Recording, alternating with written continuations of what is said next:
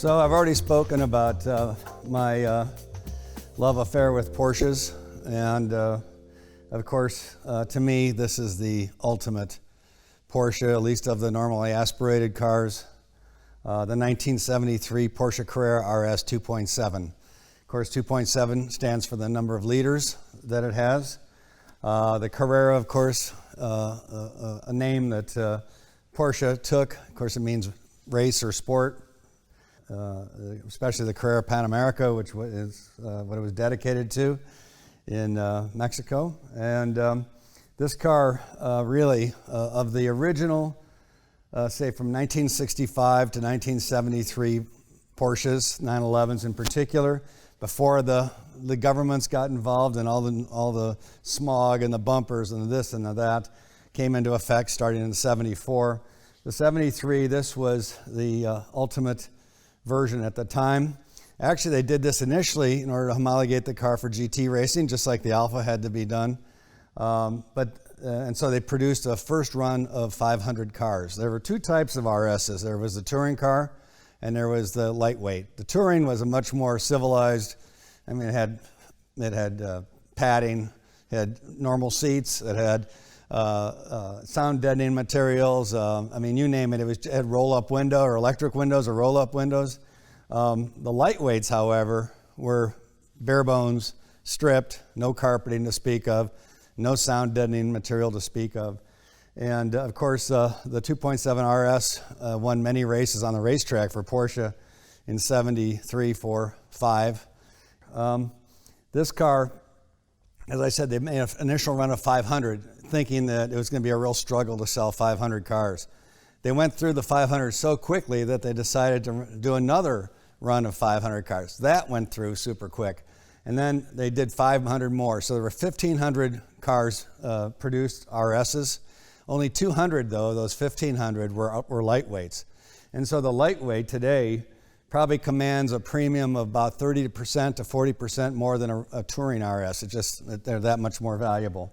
And as you've seen, you'll look inside, and as I said, I mean, there's nothing to speak of. They don't even have regular door handles on the inside. Even the trunk is held. There is no latch mechanism other than rubber straps that you use to tie it down. The same thing holds true in the hood in the front. So anything they could do to take weight out of this car, they did. And yet you could still drive it on the street.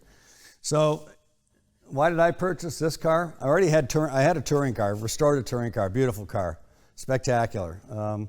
Blood orange was the color. This is called Dalmatian blue. Only 4 of the 1,500 cars built were Dalmatian blue. Why is this car? Anybody who drives one of these cars will tell you that this is a hot rod. I mean, it handles like a race car, has tremendous acceleration. Remember, this car weighs less than 2,000 pounds. And it's got somewhere around 270 horsepower, 300 horsepower. So you do the math, and a pretty good power to weight ratio. Quick ratio gearbox, so that it's built for acceleration. And of course, bigger, wider wheels, the famous Fuchs mag wheels, which look so great on it. In the end, though, the reason I have it is this is the ultimate expression of the original 911 Porsche.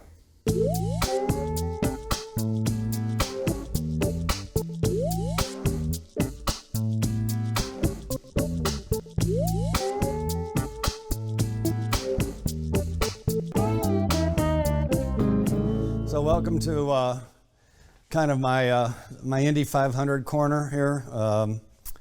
I'm fortunate to have won that race in our 5th year at the 500. Previous races, in 82, my rookie year, I was highest rookie with 10 laps to go, and the engine broke and didn't finish. And then 83, led the race, qualified outside second row. 84, ended up 6th. 85, front row, outside front row, led the race right from the start. Then had a mechanical issue, so a little bit of frustration in those first 4 years. But thankfully it all came together in 86, and here's some paintings that kind of reflect that great day, of course, and as an actual picture from Victory Lane after the race. Really kind of says it all. It's the culmination of a long month in those days, culmination of a career. I I remember calling my father up, who hadn't been to the race that year because he'd had back surgery. And of course, this whole experience for me started because of him. And I called him up and I said, Dad, do you believe it? Do you believe it? We just won the Indy 500. And it was, a pretty amazing moment for all of us in my family, me and my parents, my brother. So all of this is kind of dedicated to that. And of course, you look back on these pictures, and there's Jim Truman, who was our team owner, a really wonderful man, had always supported me to some level. Then end of 1981, he says, I want to go IndyCar racing. I want you to drive the car. And, let's go. So we helped put the team together, and here we were 5 years later, the winner of the Indianapolis 500. But unfortunately for him, he was fighting colon cancer at the time. And in fact, he died 10 days after the race. So a bittersweet moment for us and the team, big deal to win the Indy 500, right? And yet it was kind of surrounded by the loss we were feeling of Jim not being with us much longer, and we knew that was going to be the case. In fact, before the 500, before I went over to Indy that year, he said to me, we got in his office, he said, I'm not going to be here next year. And that's how we went off to Indianapolis that May. Bobby, fantastic, unbelievable, great finish. I'm almost in tears. This one's for Jim Truman. And here he is. Here's the moment everyone's waited for. Jim Truman getting the congratulations. Couldn't have been better. Yours. Couldn't have been better. And I think everybody in the team was, quite dedicated to trying to win the race for him. And it is something special for sure to be able to satisfy someone else's dreams and goals. And so we all felt really good about that. And of course, when you do win, of course you win the Borg Warner Trophy, or your face gets put on the Borg Warner Trophy. Now they give you this as well. What they call the baby Borg, because the real Borg is like as tall as I am and weighs a lot more. And very special. It's a beautiful trophy. It dates from the 1930s when Borg Warner lent it to the Speedway. It's still owned by Borg Warner after all these years. And so you have your face on the base of the trophy along with all the other winners. A little bit of trivia for those of you who maybe do the crossword puzzles or what have you, but my face is the last face on the original trophy. After that, they had to build an extension for all the other winners. So that's kind of cool to be the last guy. And then they also reward you with various other prizes as well.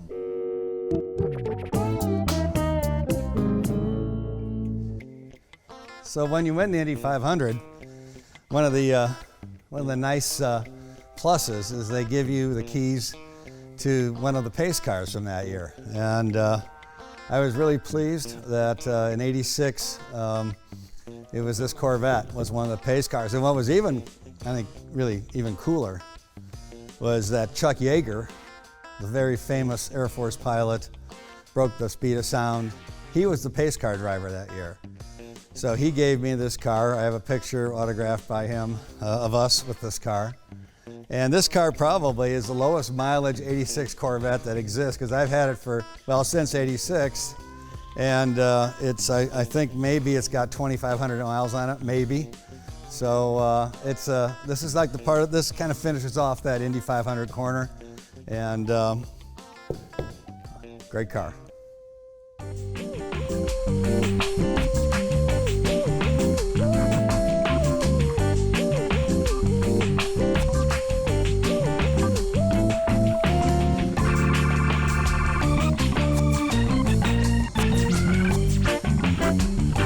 So maybe many of you may not know it, but my favorite track that I've ever raced on is Road America in Elkhart Lake, Wisconsin.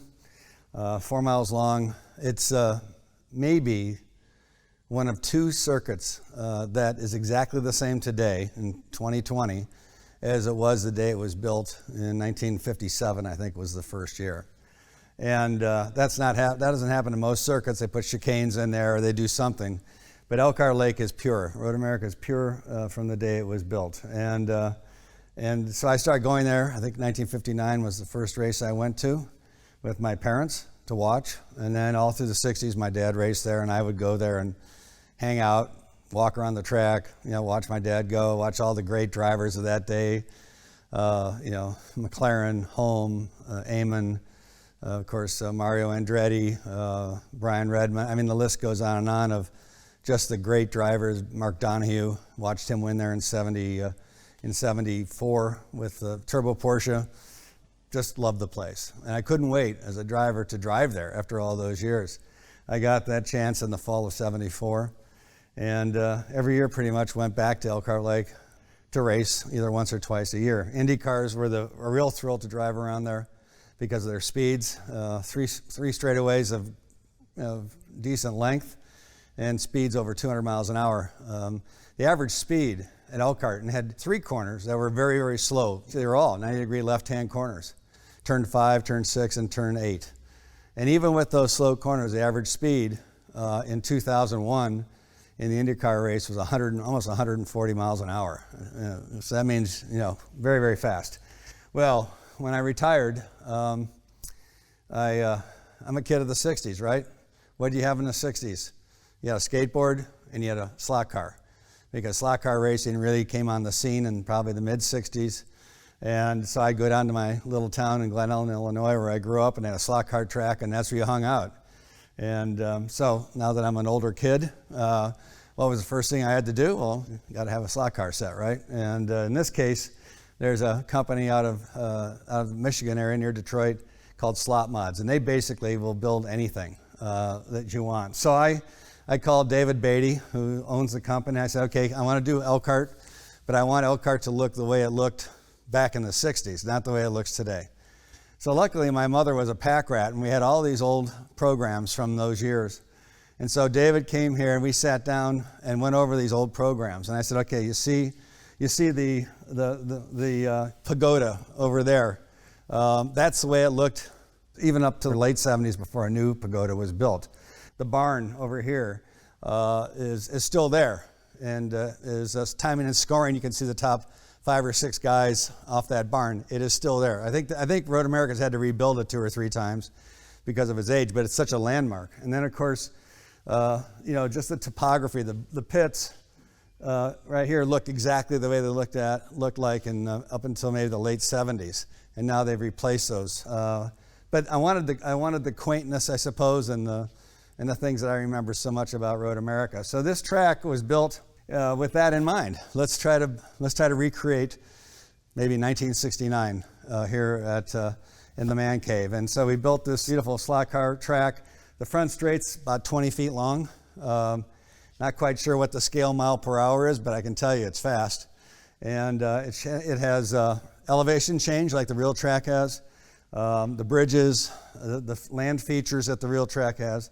And so these guys did a great job with it. And so we come down here, all my buddies, and act like a bunch of kids again and race slot cars.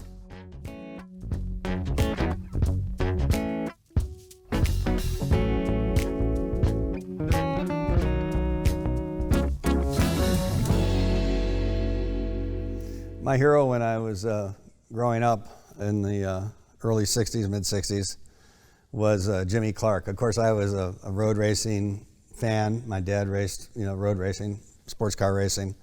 And so I really looked to Europe to a certain extent for my heroes, but here as well. But of course, Grand Prix racing was the ultimate, I thought. And in fact, I strived to get to Grand Prix racing early in my career, got to it in '78 for the U.S. and Canadian Grand Prix. But really, my interest in all that, my hero really was a guy named Jim Clark. And Scottish driver, just seemed to be the epitome of class. Wasn't a big talker, just kind of let his results speak for himself, and those results were extraordinary. Multiple world champion in Grand Prix racing, won the Indy 500 in '65, finished second in '63. Some people think he should have won in '63 as well. Many people think he actually won in '66, but a timing and scoring snafu awarded the victory to Graham Hill, which I like Graham Hill, so that wasn't a big problem in my mind. But still, that just showed the talent that this guy Jim Clark had.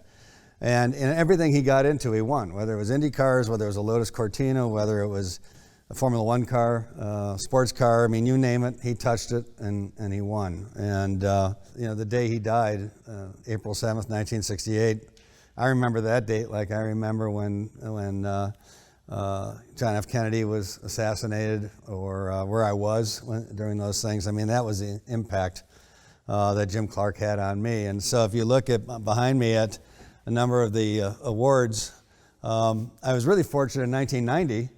I was awarded the Jim Clark Award at Indianapolis. And that to me was, I mean, it's obviously special, much more special winning the trophy itself, the 500 trophy, but to win the Jim Clark Award, to me personally, that was a big deal. A number of the items that you get for winning that award is a blazer in the Clark tartan up there, the blue and light blue, dark blue, white tartan.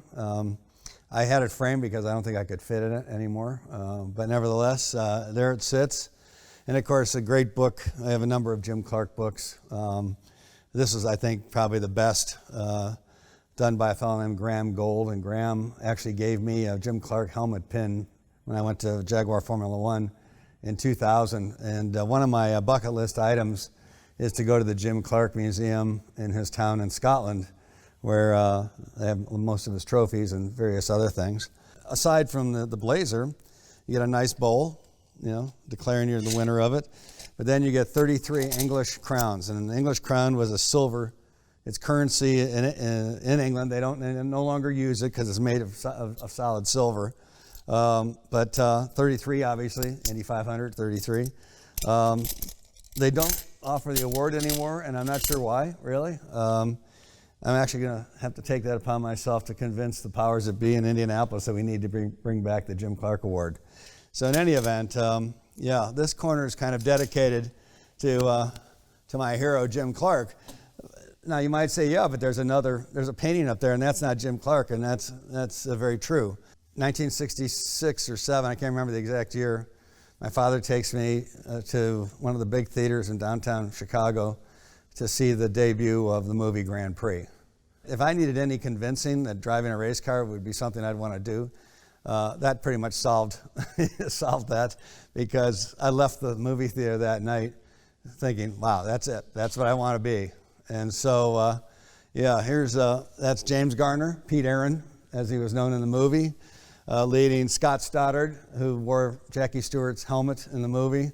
That way they could go from real film to stage film, staged actions, and it looks the same. Aaron, supposedly that was a Yamura, or the Japanese car. It's really a McLaren. That was the color of the McLarens in those days. And I got to know Jim Garner pretty well over the years. He was a huge racing fan, had a number of racing teams that he owned back in the 60s in sports car racing. Just an awesome guy, great golfer. We'd play golf together occasionally. And so I said to him, I recounted the impact that this movie had on me personally. And he was really kind of surprised by that, I guess. And I said, Grand Prix, even today, right? And that opening scene where all you hear is an engine revving, and then as the camera pulls back, now you're looking down 2 exhaust pipes, right? And boy, if that doesn't get the blood flowing, I don't know what does. So in any event, I'm at an auction probably 20 years ago. This is the Nicholas Watts painting.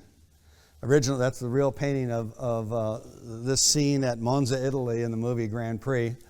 And of course, many posters were made of this picture, of this painting. But this is the real deal, and it's even more special because Jim signed it. And I look at that, and that to me is, aside from the fact that I think that's just an awesome time in the world of motorsport. This was the first year of the 3-liter capacity engines in 1966. So this is my Formula One corner right here.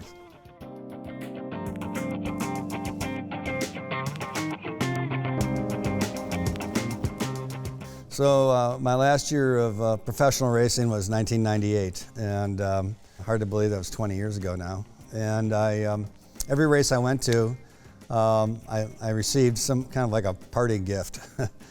But probably the coolest going away gift I got was after Mid-Ohio, the other drivers in the race had all signed a pair of gloves. I'm not sure who did it, but they mounted them beautifully inside this box. And so here you have the gloves of Paul Tracy, Jimmy Vassar, Christian Fittipaldi, Michael Andretti. Unfortunately, then we have remembrances of Greg Moore. Of course, Alessandro Zanardi. But yeah, anyway, it's a selection of all the starting drivers' gloves from that race, and it's pretty cool, and really a testament to that era, too.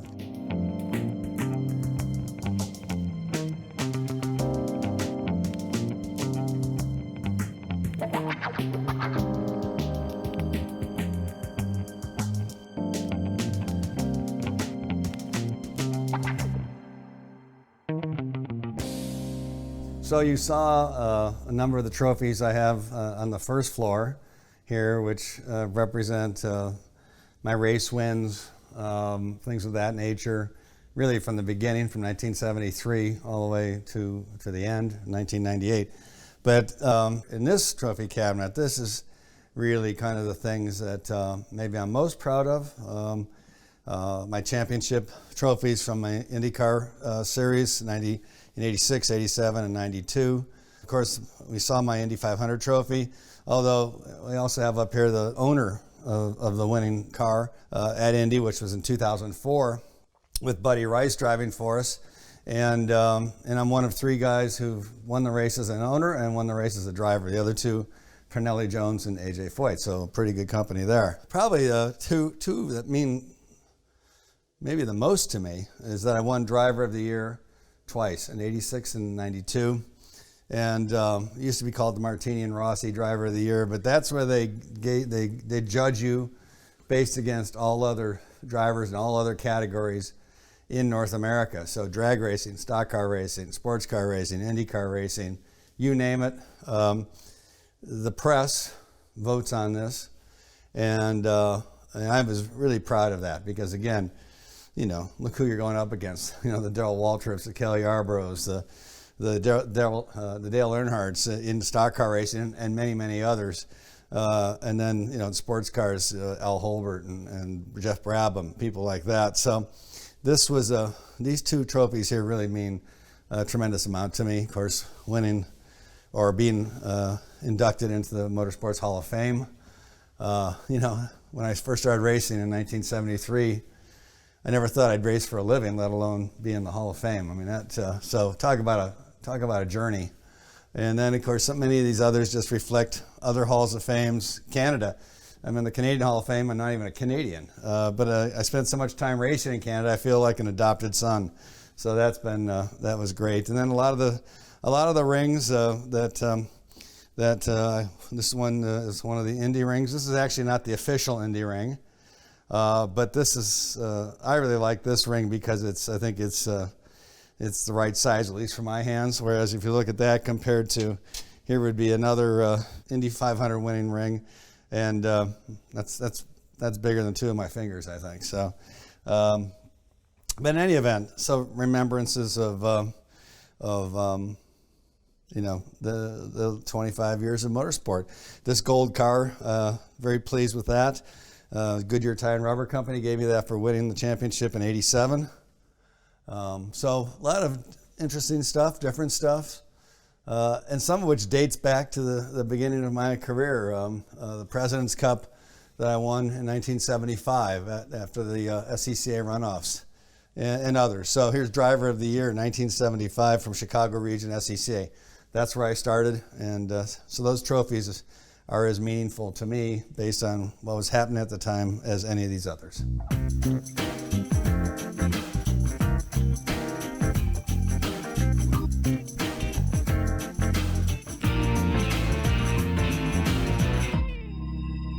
I've always felt that a driver's helmet design was his trademark, really, because, of course, the fans can't really see his face anymore like they could in the 60s. So now it's these full-face helmets, which are obviously much safer than the old open-face helmets. But as I said, I always felt it was a trademark. So my helmet was fashioned, I actually kind of borrowed it from Carlos Reutemann, Formula One driver from Argentina, and he had blue and yellow, which is the colors of the Argentine flag. And when I was racing overseas, I felt I should be representing the United States of America. So my helmet has always been red, white, and blue. And it's pretty simple compared to helmets that these young drivers use today, like this one, that Graham gave me after his first IndyCar win at the age of 19 years old in 2008. Very proud of that, obviously. This is a family, has become a family business for us. My father, of course, drove purely as an amateur, but nevertheless, it was his experience that gave us the wherewithal and the impetus to follow in his footsteps in racing. And then, of course, Graham follows in mine. So I don't know if there's anything more flattering, frankly, than to have one of your children follow in your footsteps, no matter regardless of what you do for a living. But clearly, for the Rahal family, we're very proud of our relationship with the sport of motor racing, and very appreciative of everything it's given us, and all the relationships that we've met and created over the years. So anyway, this is the helmet from my last race in 1998 at Fontana. And as I said, this is Graham's first race that he won 10 years later. Hard to believe, right? 10 years later at St. Petersburg.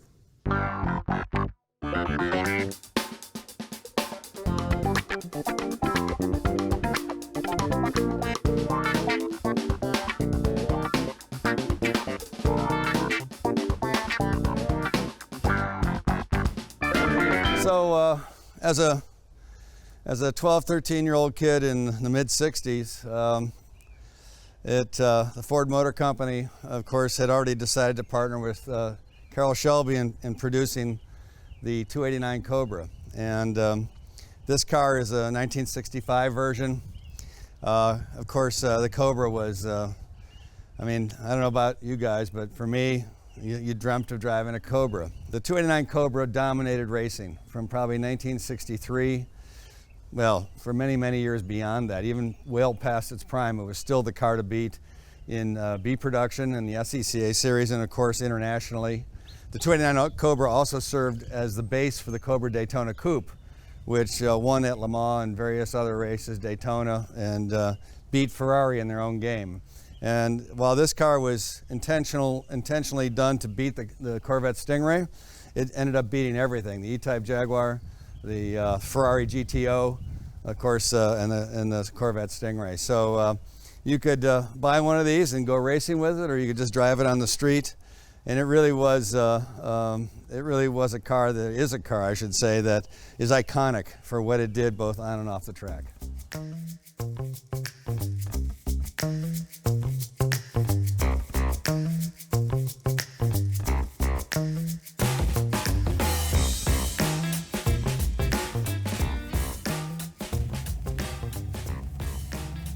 Well, thanks again, everybody, for joining with me on behalf of the Petersen Museum in Los Angeles, California. Hope you enjoyed our time together as much as I did, and I look forward to seeing you somewhere down the road.